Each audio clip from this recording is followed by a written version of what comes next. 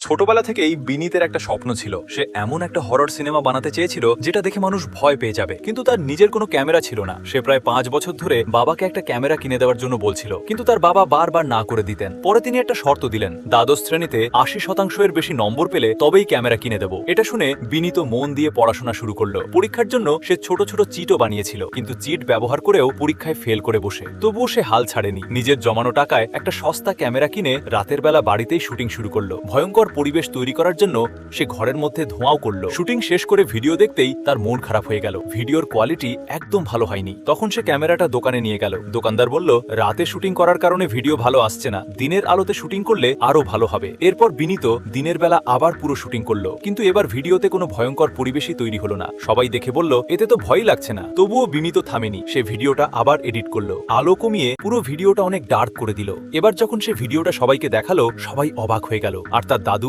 এতটাই ভয় পেয়ে গেলেন যে সঙ্গে সঙ্গেই কোমায় চলে গেলেন।